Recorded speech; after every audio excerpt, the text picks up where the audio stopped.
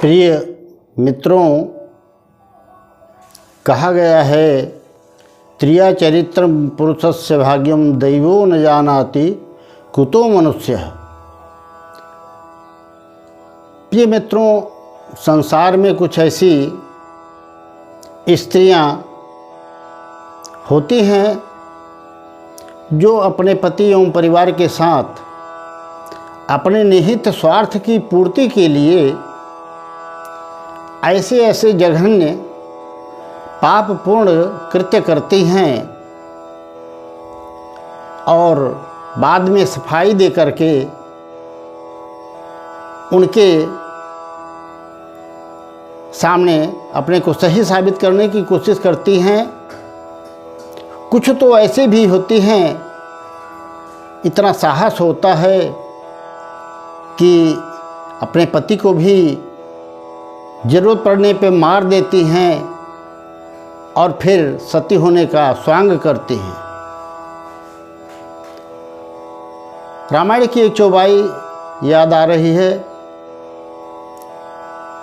विधिहु न नारी हृदय गति यानी सकल कपट अघ अवगुण खानी। प्रिय मित्रों, बिल्कुल सही बात है। समाज में कुछ इस तरह की स्त्रियां होती हैं, पर ये वीडियो जो माताएं बहनें सुन रही हों, समाज की सबसे निवेदन है कि ये चरित्र सब पर लागू नहीं होता,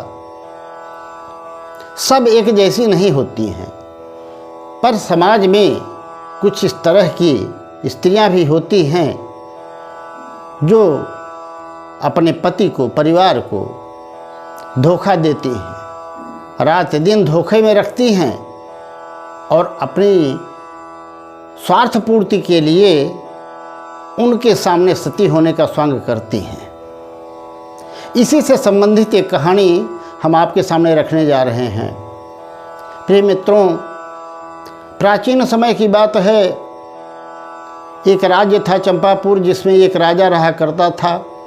बहुत ही धर्मनिष्ठ, दयालु एवं प्रजापालक राजा था। उसके एक पुत्र हुआ और वह बड़ा ही तेजस्वी था, सुंदर था। तो उसका पठन पाठन तो गुरुकुल में चल ही रहा था और राजा बहुत लाड़ प्यार करते थे। उसकी अवस्था जब 15-16 साल की हो गई तो उसे राजा ने विवाह बंधन में बांध दिया। और पहले के राजाओं के यहाँ ये छूट होती थी कि वो चाहे जितनी चाहे उतनी शादियाँ कर लें। तो उस राजकुमार ने, जो राजा बना था, 7 शादियाँ कर लीं।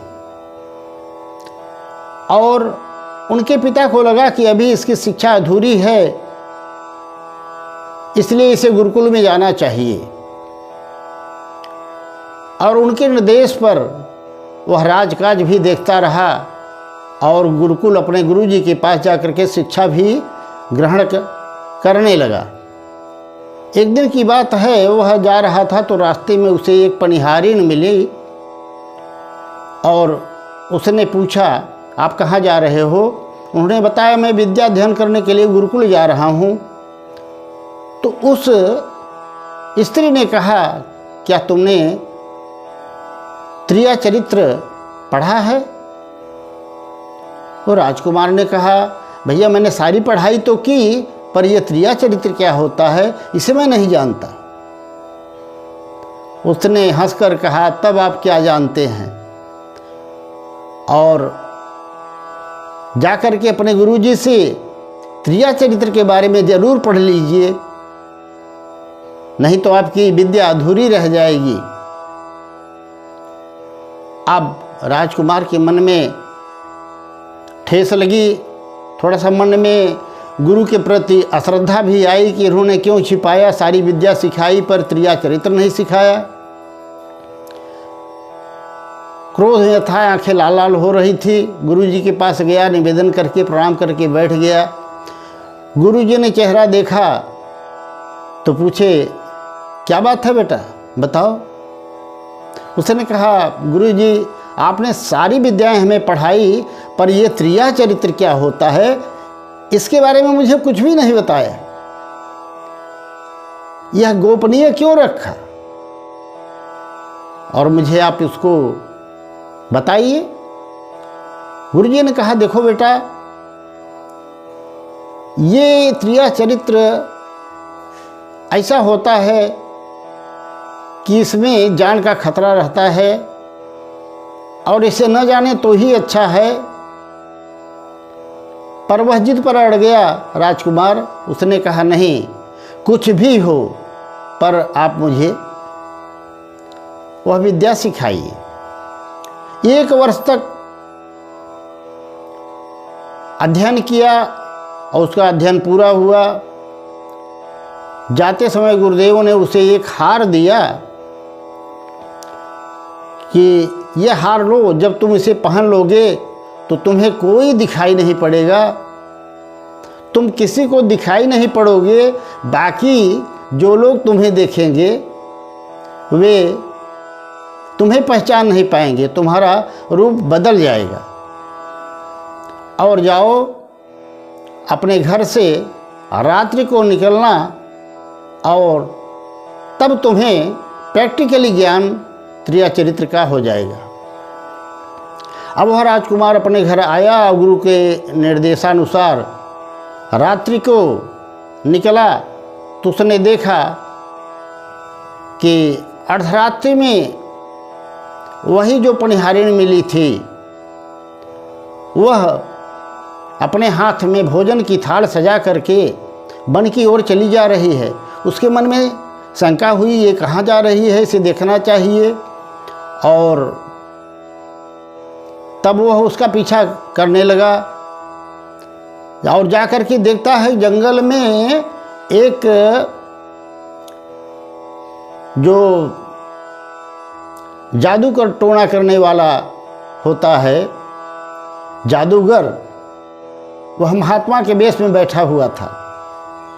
वहाँ उसने जाकर के भोजन निवेदन किया। तब उस जादूगर ने, जो महात्मा बना हुआ था, उसने कहा, आज तुमने आने में बहुत देर कर दी, क्या बात थी? तुम मुझे प्रेम नहीं करती हो, सच्चा प्रेम नहीं करती हो? उसने कहा, नहीं नहीं, मैं आपको बहुत प्रेम करती हूँ, परंतु आज मेरे पतिदेव घर आ गए थे, उनकी सेवा शुश्रूषा करने में और उनको सुलाने में थोड़ा टाइम ज़्यादा लग गया, इसलिए देर से आई। तब उस महात्मा ने कहा कि नहीं, मैं इसे नहीं मानूंगा।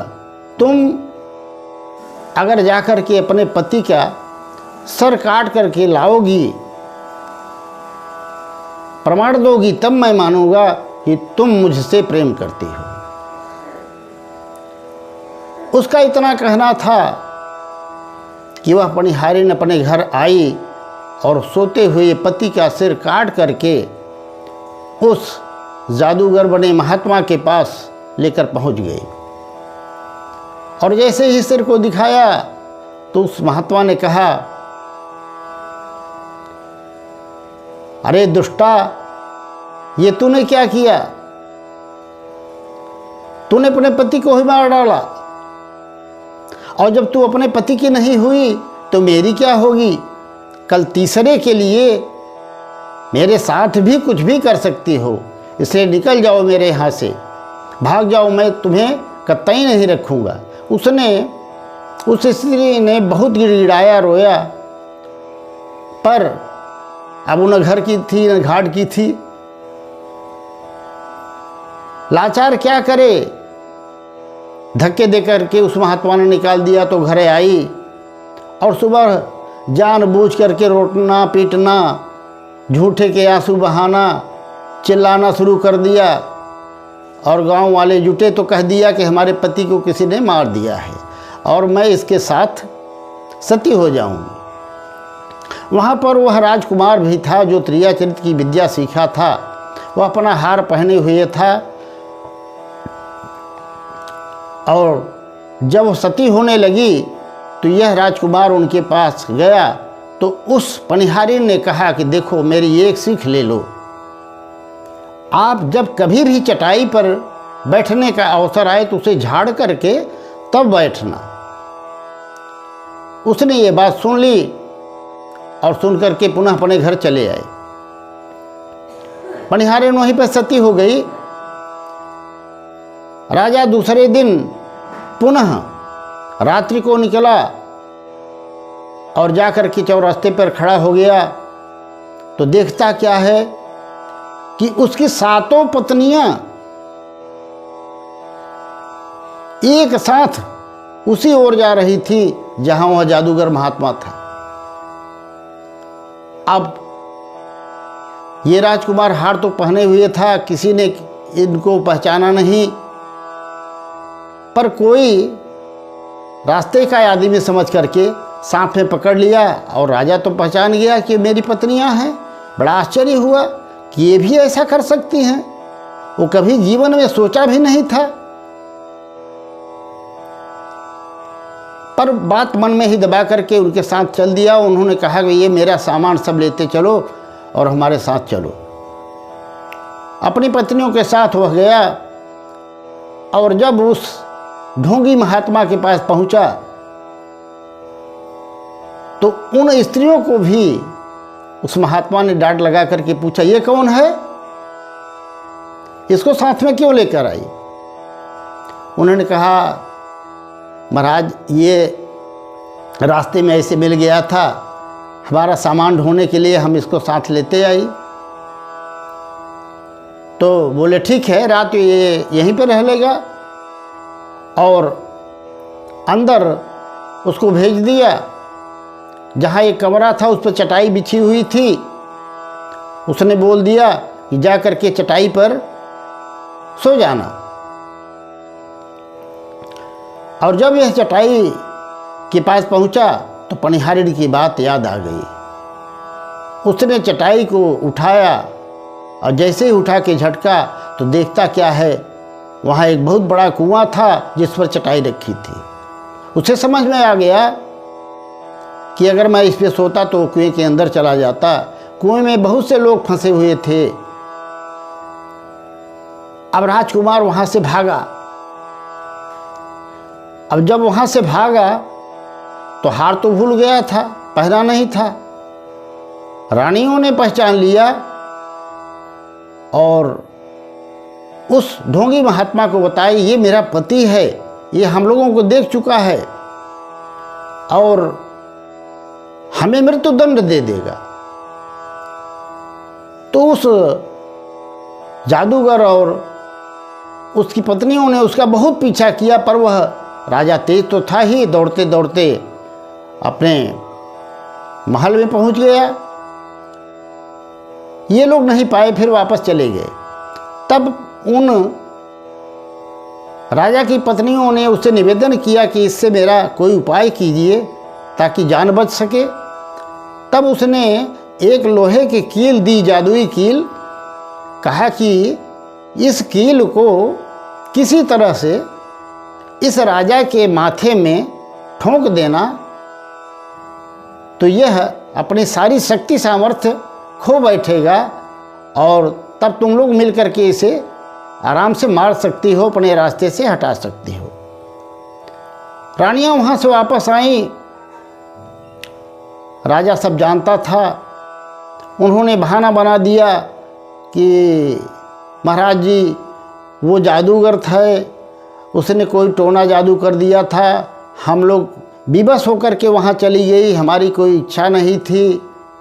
राजकुमार सारी बातें समझ रहा था और छोटी रानी जो थी उसे बहुत मानता था। उसने सोचा हो गया, चलो माफ़ करते हैं एक बार। और छोटी रानी बड़े लाड प्यार से उसे सुलाई और जब राजा सो गया तो उसके माथे में वह जादुई कील ठोंक दिया।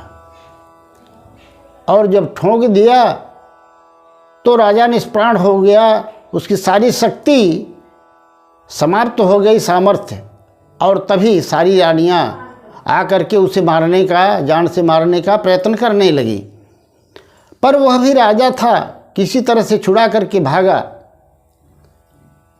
और भागते भागते फिर अपने गुरुदेव के पास गया और सारी दास्तान बताया कि मेरी जान बचाइए, मेरे प्राण संकट में हैं। तो गुरुजी ने कहा, देखो तुम्हारा बचना तो संभव नहीं है, पर एक उपाय हो सकता है, मैं तुझे तोता बना देता हूँ और तुम विदर्भ देश चले जाओ, वहाँ पर जादू का कोई असर नहीं होता है, वहाँ रहोगे तो तुम्हारी जान बच जाएगी।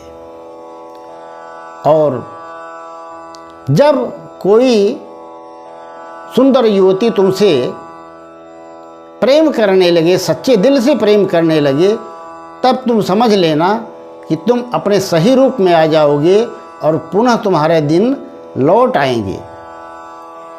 अब वह राजकुमार जो राजा था, वह वहाँ से गुरुदेव जी ने तोता बना दिया और जाकर के विदर्भ देश में पहुँच गया।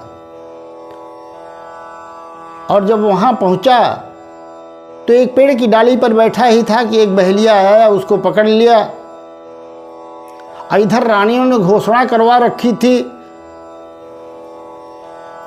क्योंकि उस जादूगर ने बता दिया था कि वह तो तोता बना हुआ विदर्भ देश में है।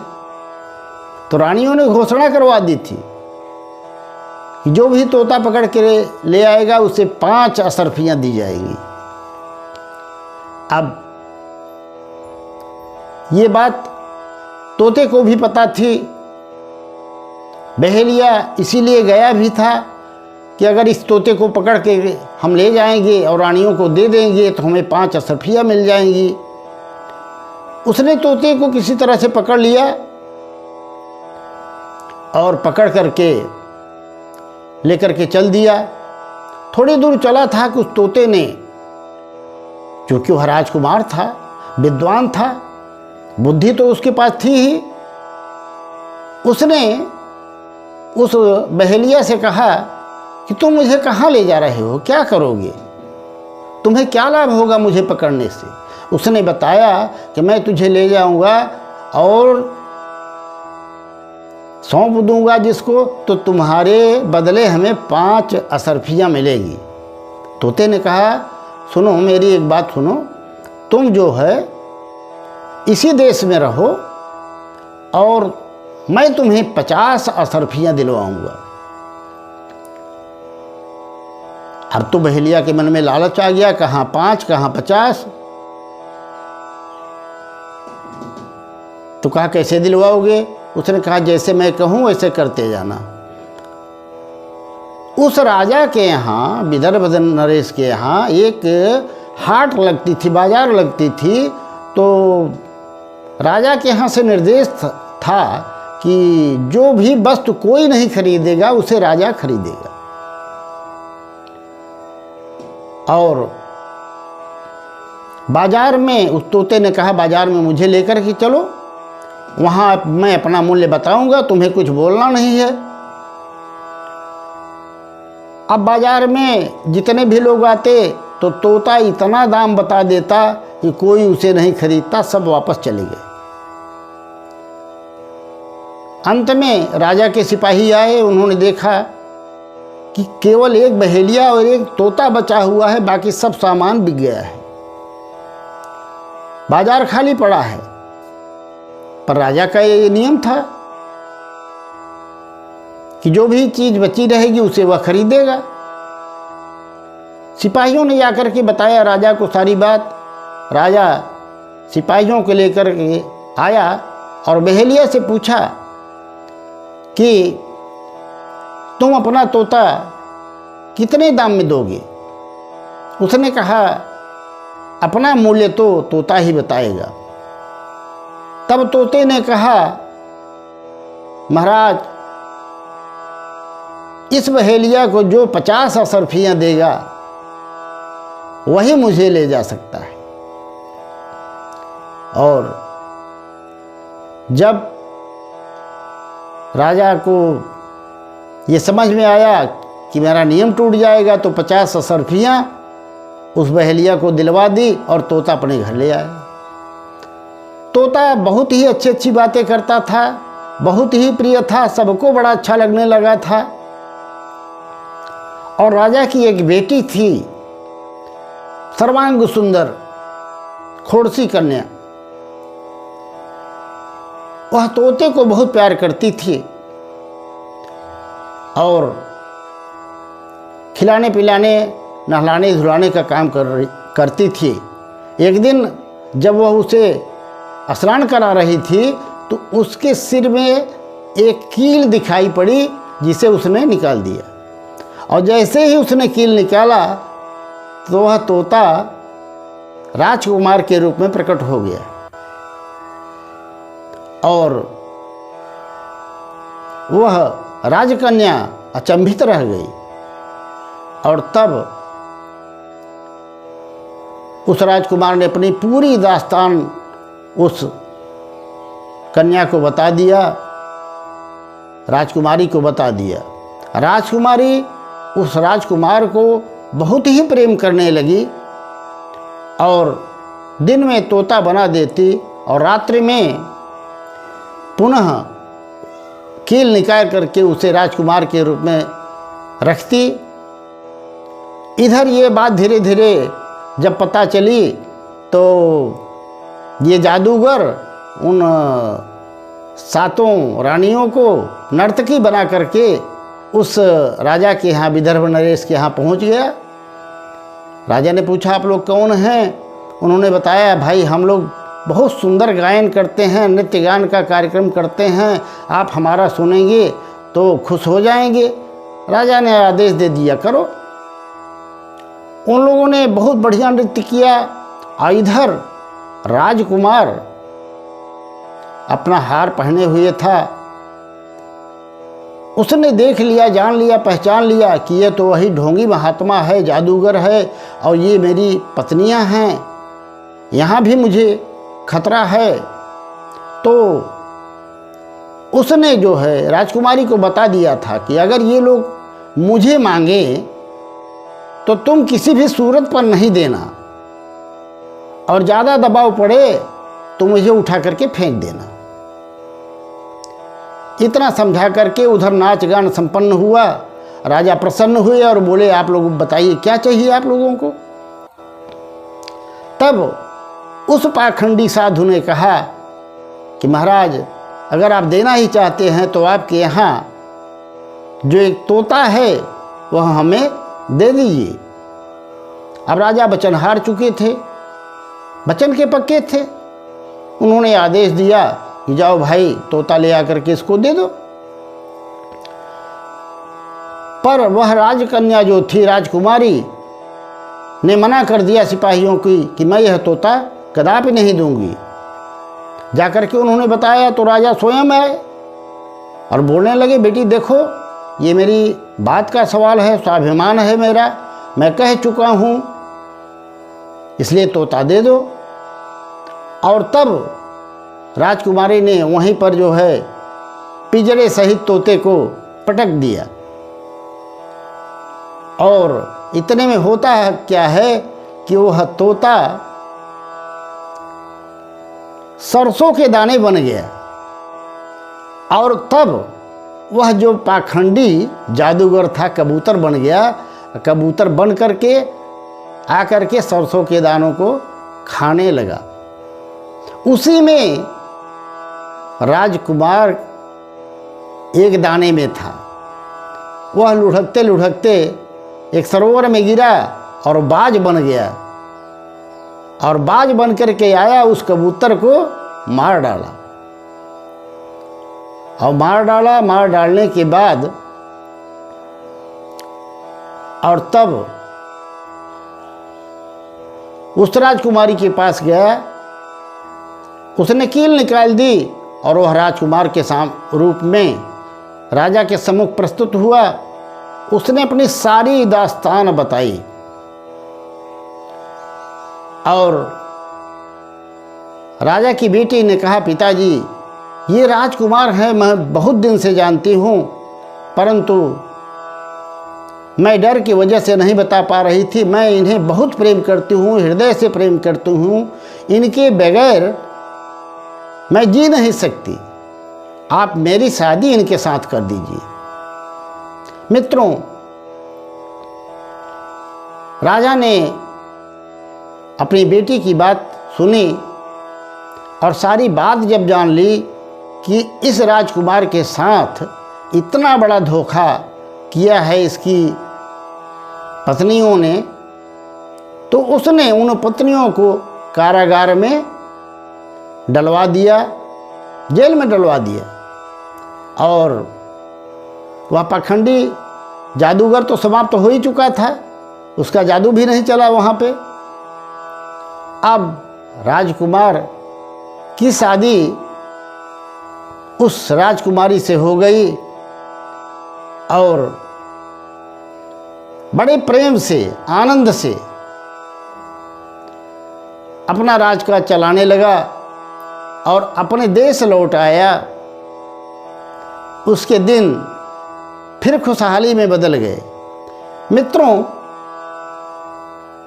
इस कहानी से शिक्षा मिलती है कि हमें किसी भी व्यक्ति पर सहसा विश्वास नहीं कर लेना चाहिए, और वह भी अगर स्त्री की बात हो तो उसके बारे में तो 100 बार अवश्य सोचें। हाला ऐसी बात नहीं है, संसार में सब एक जैसी नहीं होती हैं, कुलीन भी होती हैं, संयमी होती हैं, बुद्धिमान होती हैं, पढ़ी लिखी होती हैं, मर्यादित होती हैं। सब पर यह बात लागू नहीं होती, पर समाज में कुछ परसेंटेज ऐसा है जो कि स्त्रियों को बदनाम करती हैं, पूरी स्त्री समाज को ही बदनाम कर देती हैं। तो ऐसे लोगों से सावधान रहें। मित्रों, कहानी कैसी लगी? अगर आपको अच्छी लगी हो तो हमारे वीडियो को सब्सक्राइब कर दीजिएगा और कमेंट में जय श्री कृष्ण अवश्य लिखिएगा। राधे राधे, जय श्री कृष्ण।